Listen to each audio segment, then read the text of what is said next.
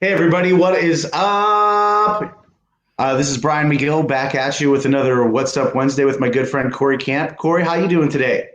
I'm good. I'm good. I'm loving your background today. You look so studious with all those books behind you. It's a great one.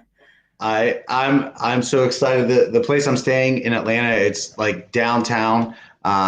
This week I'm in town for the AACTE conference, so we're very busy. We're meeting with a few other districts in the Atlanta area. So it feels like it feels like Tuesday, but it's Wednesday. This week is going so fast. I don't know about you, but it's Yeah, definitely a fast one. it is. It's going tremendously fast. And I was telling everyone in stand up this morning, it is time for me to register my kindergartner for kindergarten. And this is not a new thing to me. I've got three kids, but this is my youngest one. So, those milestones as a parent with your last child, your youngest child, are I feel are always a little difficult. She's also not been sleeping well lately. So in the mornings, she is a little bit of a pickle to deal with. So I'll wake her up just gently and sweetly as I can, and she's like, "Not again! Like it's another day. Why do I have to wake up again?" So that's You been good to your mothers out there, everybody. that's right. That's right. So You she's decided kids. she wants to quit preschool so she can sleep in. So yeah, so we'll have to work through that. But I'm going to be registering her for kindergarten this year, which is crazy. But yeah, you are in Atlanta for the AACTE conference. Who are you meeting up with this week while you're there?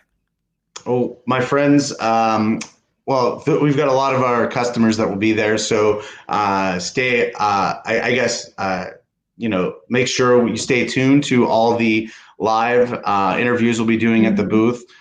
Definitely, my friend Dr. Irish from Shawnee State, Tara Pepis from SUNY Geneseo. So she has a session, but on virtual reality, which is going to be really cool. Don't miss that one because virtual reality, essentially for teacher preparation, is a relatively new and innovative thing. Yeah, And Tara's great, by the way. she And is. so She's awesome. she's always fun to work with. Mhm. And then there's a lot of folks on the East Coast that are going to be here because it's in Atlanta. So Mhm. we're looking forward to having a good time in Atlanta this week, and connecting with everybody here in the Southeast. It's good to be in the South, here in February when it's up cold up north. You know, Yep. but we've actually had some good weather this past weekend. It was great. Yeah. We got out for a hike. So, but Been good um, stuff. in March we're headed to the ASCD conference in Los Angeles, and our guest today has a wonderful session that's going to be there. So I can't wait to introduce him. But we're come out for the ASCD conference on March 13th through the 16th out in LA. If you're going to be there, look us up in the booth and stay tuned to learn a little bit more about our session. And then also the EdTPA conference in Austin. If Mhm. EdTPA is something that you're looking at adopting, especially if you're in the state of Texas, make sure that we connect at the EdTPA conference. I'm sending TJ Hoffman and our chief operating officer and our one of our good friends from the Atlanta area, Dr. Barbara Bishop, who's adopted SibmeRoadshow over the last few years, and she's been using SibmeRoadshow to help her teacher candidates through the EdTPA process here in Georgia. Stop by and listen to her table talk. That's Yeah, we have a huge I think it's huge. It's continuing to grow more and more. I think each month we've got more higher ed users who are a part of that EdCPA process, and a really lot of rich use cases for EdTPA and beyond. So we talked about a shout out for our University of Georgia not too long ago, and how they were getting those submissions put into EdTPA, and then they were continuing to use the SIDME platform to really dig into that reflective practice and continual growth. And so, so many great, if you're thinking about it or you're about to be an EdTPA and wondering what that's going to look like, we have tons of individuals who have been doing EdTPA submissions for a couple of years now, or are in that first year journey that we can definitely connect you with. And also follow us on social media. Follow us on Facebook. If you have not liked our Facebook page yet, then you're missing out on those notifications when Brian is on his road show. Brian and Kyle will go live a lot of times straight from those conferences. So if you want to be notified of that, make sure you like us on Facebook and Twitter. Speaking of social media and liking our pages, that's also where you're going to find our SibMe Coach Replay shows, where I interview instructional coaches using video in their practice every Friday. This week, we bring back one of my favorites, Amy Youngblood, to talk with us more about math. She's my favorite math spurt, and math is scary for me sometimes. Just ask Jenny. And so, so I'm having her back this week, so I'm excited. But let's not take any more time and introduce our guest for today, Brian. I am so excited to introduce today's special guest. His name is Dr. Michael Fuga. He's a fellow Pittsburgher of mine. We met while I was living in North Carolina, and he's good friends with a few of our customers that got started in with SibMe down in Texas. This guy is a huge collaborator. He's and I love how much he's really made Durham like his second home, and he's really involved in the community. He's taken on a big job at Neal Middle School. Welcome to the show, the one and only Dr. Michael Fuga. Hey, good morning. How you guys doing? We're good. We're doing wonderful. It's good to see you, Michael. How you doing today? How's the weather over in Durham today? Oh, man, I played golf on Sunday, but it's going to be like 40s over the weekend. So it's typical North Carolina. It's nice, though. To be honest, it's better than Pittsburgh. It's at least sunny when it's cold. at least that. So we've been working together for a few years, and we met through Dr. Deidre Stevens, and she's been a really great partner of ours. She's been traveling for some of the SibMe conferences down in Texas. She's doing some presentations this summer. But I remember when we got started, you had some really great vision around how this would help your campus, and essentially how it could potentially help your teachers work together, how you guys could have better conversations around teaching and learning. And you had a great coaching staff there. Yeah. And you guys have made a lot of great gains for your schools. You guys are a pretty impressive story. Why don't you talk to us a little bit about that story, and essentially what's going on over there? Yeah, absolutely. How much time do I have? Because I could talk about my kids and my staff all day, the wonderful things that they're doing. But I think part of the story is just a little about who we are. We are a school community that serves 900 middle school kids, grades 6 through 8. We are 100% free and reduced lunch. Our school demographics, we actually have 28 white students, and then it's 50-50 between our African American and our Hispanic students. So that's kind of a little bit about who we serve. Durham used to be, honestly, a little bit of a segregated community. It used to be a city, and then the county system was around it. And in the early 90s, they merged. And honestly, it changed the demographics to what Neal is now. And it's actually been a low performing school since then. I got asked to take this job as a principal from a higher performing school on the other side of the county in 2015. So this is year 5 of a transformation. And that's actually what the State Department deems our school as. We are a transformation model programming school. We get a little bit of extra funds and support from the state to do that. And one of the most important things that we've utilized those funds for is our partnership with SibMe. For me, I came in with a mission and vision of centered around a 5 to Rise model. We're going to improve student safety, student achievement, extracurricular activities for kids, parent, family, community engagement, and teacher development, teacher growth.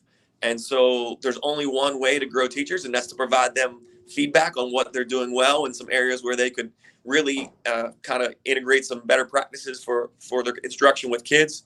And SibMe really helped me do that. I'm a former basketball player and basketball coach. I played in college. I was a high school coach before when I was teaching. And one of the things that we ought so much value in sports is you film your games, you watch what you did, and then you go work on those things to improve. And so it just made sense to use this video coaching model when working with our staff to provide them that feedback, because it really triangulates the feedback that I give. I do a lot of detailed of work. If I'm going to write down every question that you ask, I'm going to write down everything that the kids said. I'm going to script all that. And this actually eliminates me from having to audio record and do that, because it's all right there for me. So the teacher can go back and I can make notes and have a dialogue back with the teachers. So our post-conference is really a mutually beneficial conversation about what they see in themselves and what I see. And it really helps them see themselves from that perspective. And it's really transformed us. In the last 5 years, we've gone up 15% proficiency gain. Our teacher working conditions has gone from in the 60s as a good place to work and learn to the 90s. Our discipline 80%. The year before my administrative team came in, we revamped some things. We had over 1,000 office referrals that resulted in kids getting in school or out of school suspension. The year before I got here, last year we had 140 incidents that resulted in those things. So it just completely changed the game for us. And honestly, it's funny, the kids notice it now too. They see me walking with my laptop, and I've already done 2 today that just goes on my laptop.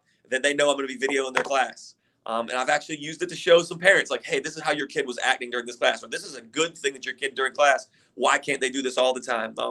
So it's been multi-purposed in its use for collaborating with kids and families, but most importantly, our teachers.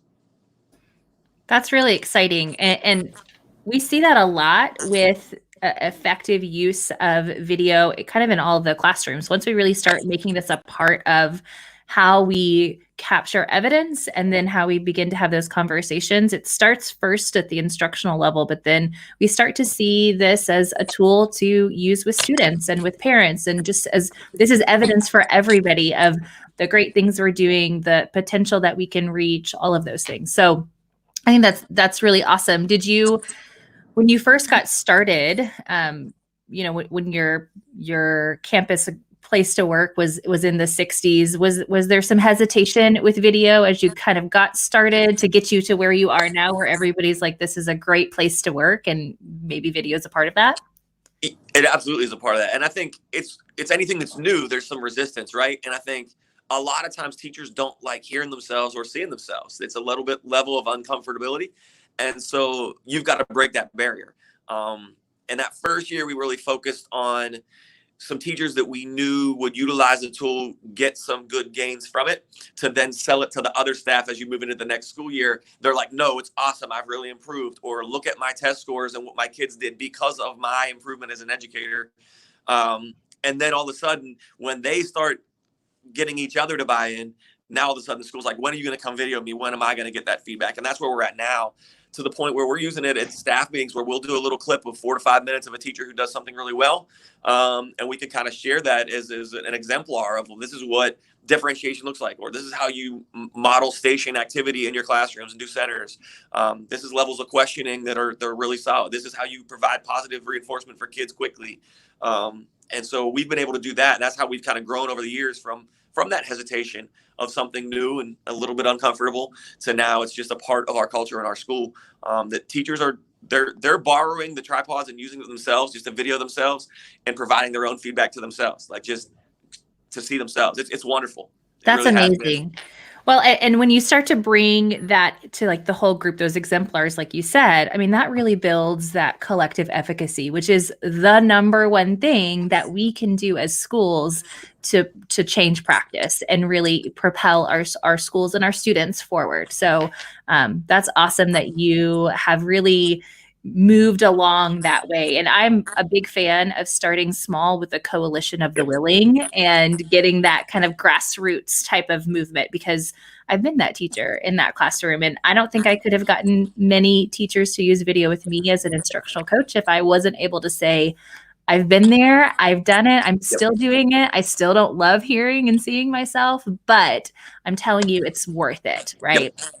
So that's exciting. Yeah, and I think that was something that Brian and I talked about when we originally came up with this for our school, of the best way to do that. And we started honestly in January, and we spent the second half of the year with those willing folks, so that over the summer we developed a plan. So then next year, this is just what we're going to do. And those folks were part of that implementation plan, and they led that charge to the point where now we're 2.5 years later. And it, like I said, it's just ingrained in part of the culture of who we are, that when we interview new teachers coming in, we say, this is part of what we do, is we are going to video you and give you detailed feedback on the things that you're doing well, that is working for kids, and some things that you might want to consider as some better practices.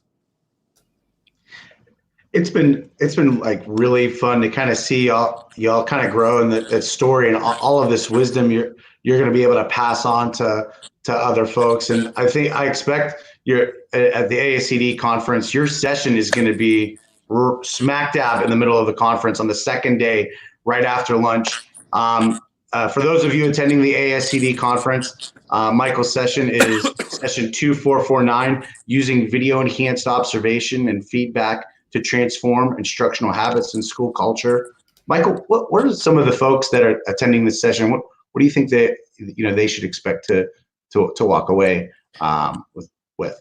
Yeah, and so this is a session that I've presented before at the district level and at our state level, to assistant principals, instructional coaches, anybody who wants to be reflective in their practice. And so it'll be an hour-long session, where I'll show you a number of different ways and tools that we utilize to provide that feedback, from the electronic observation tool to the SibmeRoadshow video observation to hands-on. Like I do some hand tool stuff as well. So the staff or whoever attends will get to see a lot of those.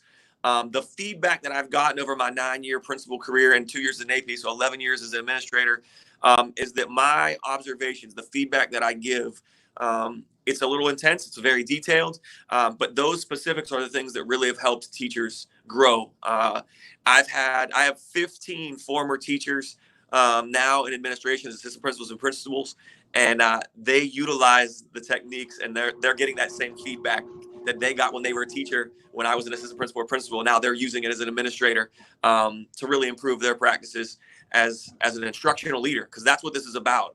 One of our main priorities as administrators is instructional leadership, and we're going to deconstruct that. What does that really look like? What does that mean? And how can I work on improving those practices? And so that's what I want to spend an hour with some folks. And it's a learning experience for me too, because the feedback that I get from the actual presentation is a great dialogue with educators all over the country that are doing some other practices that then this might entice them to share some of the great things that they're doing.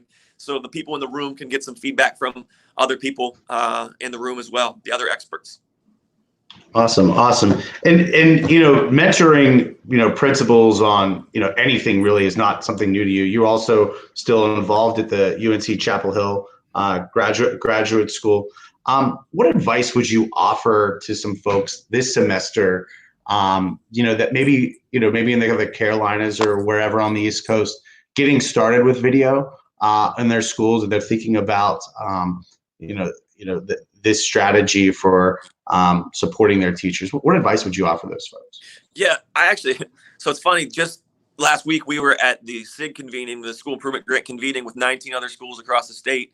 And they all came to visit our campus last year. And 3 or 4 of those schools, I think it's 4, but it might just be 3 of those schools, have now taken and implemented SibmeRoadshow.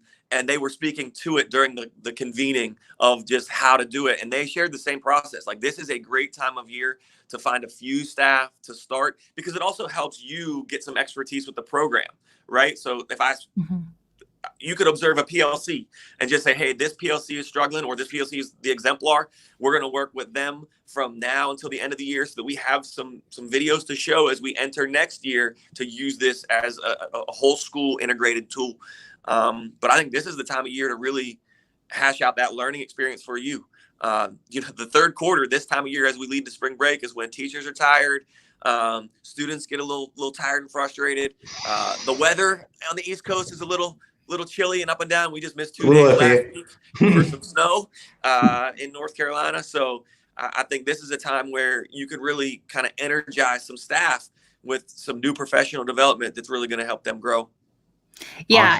And I'll second. I mean, we see a lot of, and I started, so I used SibMe before I was part of the team at a regional service center, and I started right at this time. And it was a great time for us just to kind of try something new, shake it up a little bit. But also, a lot of the campuses who start during this semester, they get so many more sophisticated ideas. Like originally they'll come to us and say, okay, I'm thinking I'm just going to use this for my walkthroughs. And then they start to see all of the potential that it can have, like recording those PLCs to improve PLC processes, or being able to connect this teacher who's the only one who teaches that particular thing with another teacher on another campus in the district, all different types of ways for their instructional leadership calibration. So it is really a good time to kind of play around a little bit with the potential that video can bring to whatever it is you're trying to do on your campus.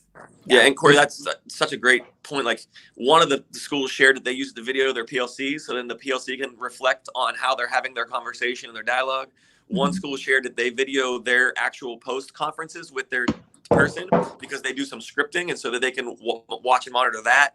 There's just so many uses that you're right. This is a great time to play around with it, learn it, and then over the summer, knowing that this is going to be something you implement next year, how many ways can we use this and really go into the year with a plan? Because I think teachers, coming from my experience as a teacher and now as an administrator, they want that up front. Like, what are we doing? How are we doing it? What does this look like? And the sooner that you can get that plan in place and integrated up front, the better they'll be when you're trying to, in the year, walk around and observe. So I think this is a great time to get that started. Yeah, absolutely. Well, SibMe offers a free 30-day trial online. If you reach out to us, if you reach out to me, Brian M. at SibMe.com, I'll hook up anybody that needs a second semester trial to kick the tires and go for take the car for a test drive. Anybody that comes to me with a plan and process to do this well, like you have, Dr. Fuga, I'm going to help them out. So, and you anyway, Brian, you can feel free to share my contact information with anybody that sees this and is like, hey, I would really like to see it in use, or come see that school, or talk to that principal. I'm more than willing to be available to have either a phone conversation or meet up with someone in person, whatever it takes to help them kind of integrate this in a way that's useful for their campus and their kids. We thank you for your support. We'll definitely make those things happen. Dr. Fuga, really appreciate your time sitting down with us, and I also want to absolutely Dr. Fuga, Principal of the Year. 2017? It was 2018. 2018. Yeah. Please, thank you very much for that. Congratulations on your story and all your hard work and your team's hard work over at Neal Middle School over in Durham. We're really proud of you guys here. So appreciate you guys. Thank you so much. Thanks for joining us today. Yep, absolutely. Bye.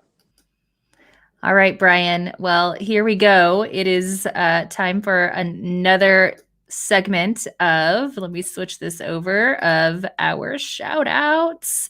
So we've got two exciting shout outs today. So our first one goes out to Region 4 ESC, or Education Service Center, down in Houston, Texas. They've been users of us for a while now, and they've used video in a couple of different ways to support specific services and programs. Right now, they're really focusing on using video in their coaching work that they do. And I mean, can we just check out the number of comments? You're keeping busy over there. This is the face that I had when I first saw this. I was like, oh my God, I love the comments. So videos uploaded is great. Videos viewed is really awesome. We like to see more views than videos uploaded, because that means you're watching it more than once and maybe even sharing it and it's getting multiple views. But I like to see the engagement on the video when we are using those time-stamped comments and time range comments to highlight specific moments in the video, either for our own self-reflection or back and forth in coaching and collaboration. That's where the power of video really can take forward. Like, it's not just enough to see yourself. You've got to really interact with that video evidence. So shout out to Region 4 for all of their awesome work in making video successful with their coaching program. Way to go. Next is Eisenhower High School down in Aldine, Texas. So both of our shout outs are in the great state of Texas. There is no better state. Come on, Texas. There we go. Texas is doing awesome. So Eisenhower High School, we just had their kickoff, and we just wanted to give them a super shout out because their leadership team is super thoughtful on how they're going to be using video this year. I think they're really getting started on the right foot. They've already dabbled a little bit with SibMe through a 30-day trial and some online trials that they've done. And so we really just talked about how to take the technology that they already know how to use now and align that to all of their practices. They're really wanting to be able to support their high school teachers with some better feedback, right? Some deeper conversations, better evidence for better conversations about instruction.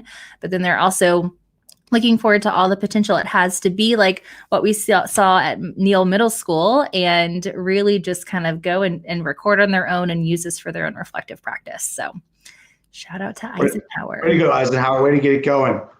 Yeah.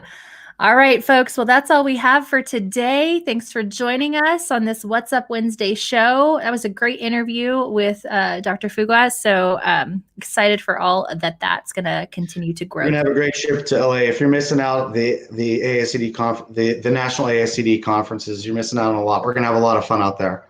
West Coast. I'm pretty favorable to the East Coast, but I mean, I'll never skip a trip to LA. Never. I know you won't. All right. That's all we have today, folks. Have a great day. See you out there.